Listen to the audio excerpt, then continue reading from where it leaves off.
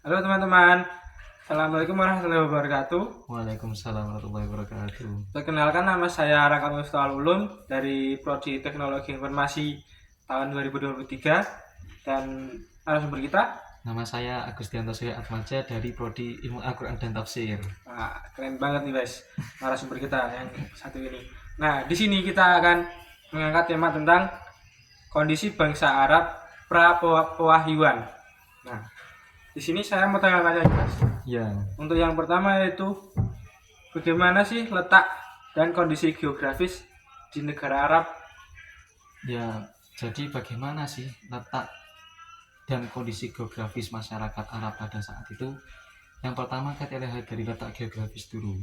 Letak geografis Arab itu, semenanjung Arab itu berada di antara tiga benua. Yang pertama Asia, Eropa, dan Afrika. Jadi sangat strategis sekali berada di tengah-tengah, sehingga ketika mau ke Afrika, Eropa, ataupun ke Asia itu sudah dekat semuanya. Kemudian kondisi geografis Arab pada saat itu tuh kebanyakan gurun pasir yang sangat luas. Jadi ya kita tidak susah mendapatkan pepohonan, mungkin hanya kaktus dan beberapa tumbuhan gurun yang lainnya. Kemudian ada beberapa oasis itu seperti danau kecil di tengah gurun itu, yaitu memang musiman aja, mungkin ya nanti bisa kering sedikit ketika habis airnya. Kemudian di sana juga diapit pegunungan di utara dan bagian selatan. Di selatan itu ada pegunungan di Yaman, kemudian di utara itu ada pegunungan di Irak, itu ada di sana. Kemudian di bagian baratnya itu ada Laut Merah, itu yang membatasi antara Arab dan Afrika.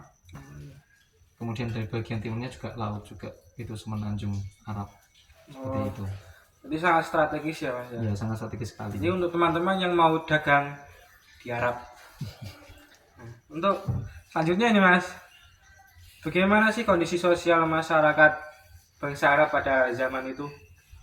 Jadi kondisi sosial pada masyarakat Arab pada saat itu, yang pertama itu kita lihat sendiri masyarakat Arab sebelum Islam datang, atau yang bisa disebut itu Arab Jahiliyah. Ya, mereka itu yang pertama, mereka itu hidup bersuku-suku. Hidup bersuku itu seperti apa?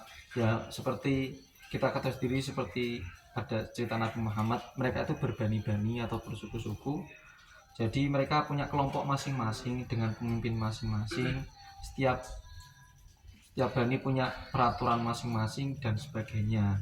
Kemudian masyarakat Arab pada saat itu juga melakukan banyak perbudakan pada masa itu, ya banyak perbudakan, entah itu budak laki atau perempuan. Kemudian apa ya, mereka mendapatkan itu dari tawanan perang ataupun dari jual beli. Yang dibeli kan budak kan dijual, kemudian kita bisa membeli, seperti itu.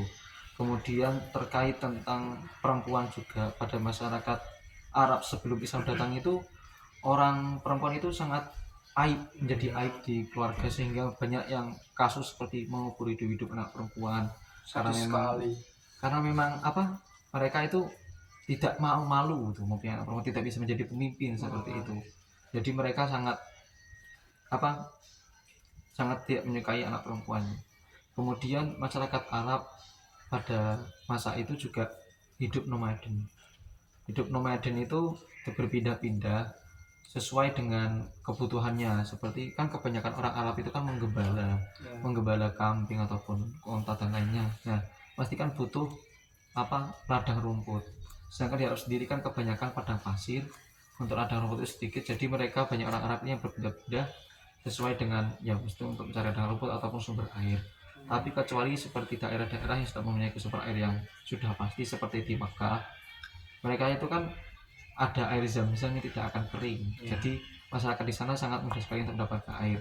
Kemudian dengan adanya Ka'bah yang sudah menjadi pusat, entah itu pusat buat ziarah orang-orang luar Arab, sekitar Arab itu, untuk yang pertama tuh haji kan memang sudah ada sebelum Islam datang, sudah ada haji.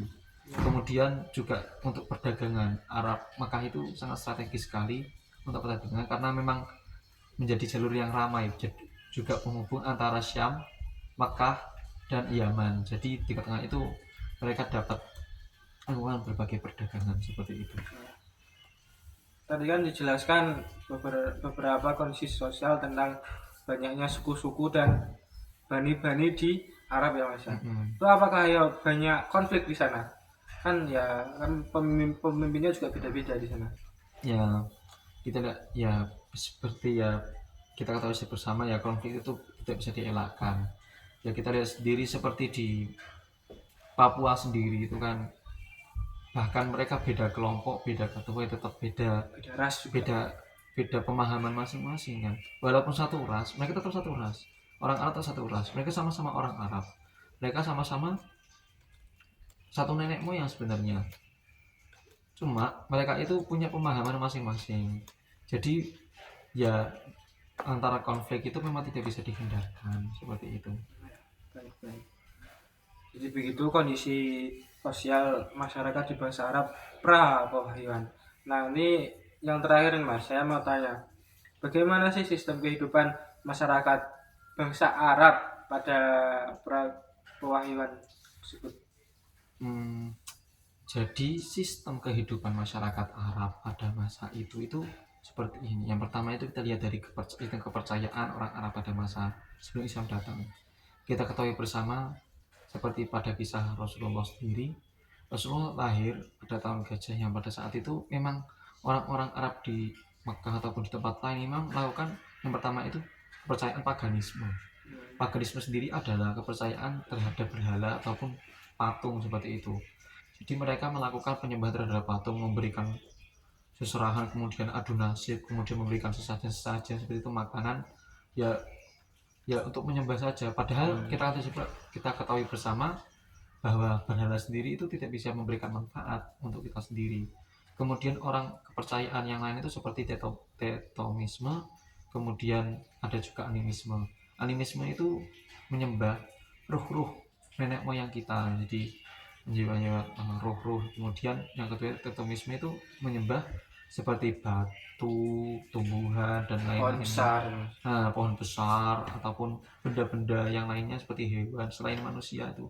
Selain lainnya itu mereka sembah karena mereka ya beranggapan seperti itu juga bisa memberikan manfaat mereka, padahal ya aslinya mereka tidak ada manfaat yang bisa diberikan dari menyembah hal itu seperti itu. Nah kemudian di sekitar Arab juga tetap ada agama-agama yang lain selain ya kepercayaan itu, ada juga Kristen dan Yahudi. Ya kita katakan selama di Arab itu yang Makkah itu walaupun ada berhala penyembah paganisme tetap ada orang-orang Kristen. Orang-orang Kristen sendiri di Mekah itu menjadi kaum bapak atau orang-orang yang miskin atau menjauhi hal keduniawian. Jadi mereka memang hidup seperti ya di depan emperan aja seperti itu, tidak memiliki tempat tinggal dan hanya mengharapkan belas kasihan dari orang lain. Kalau di Islam itu kayak zuhud ya Mas? Iya, bahasanya di Islam itu zuhud, meninggalkan dunia. Cuma ya tapi zuhud dalam Islam kan tidak meminta-minta. Sedangkan Kristen yang di kondisi masyarakat Arab pada saat itu kan memang di sana itu kan memang tidak memiliki apapun. Ya mereka tetap berdakwah agama Kristen mereka. Cuma orang Arab kan sudah terlanjur memang percaya sama berhala, nggak percaya tentang agama-agama Kristen. Jadi mereka tetap orang-orang kaum bapak itu memang tetap berdakwah, cuma ya nggak ada orang Arab yang menerima. Jadi mereka tidak ada yang menghiraukan. Jadi mereka ya mengemis itu seperti itu, susah di sana.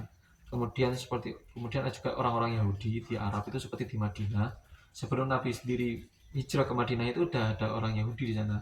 Ya berdampingan dengan suku-suku seperti suku Aus dan Khawarij dan lainnya seperti itu. Ya, baik. Nah, di sini semua pertanyaan sudah dijawab Mas Agus. Dari letak geografis, kondisi sosial dan sistem masyarakat sudah dijelaskan oleh pemateri hebat kita. Nah, sudah paham semua kan? Untuk penutup, saya Raka dan Mas Agus, semoga bisa bermanfaat untuk teman-teman. Kami tutup dengan Assalamualaikum warahmatullahi wabarakatuh. Waalaikumsalam warahmatullahi wabarakatuh.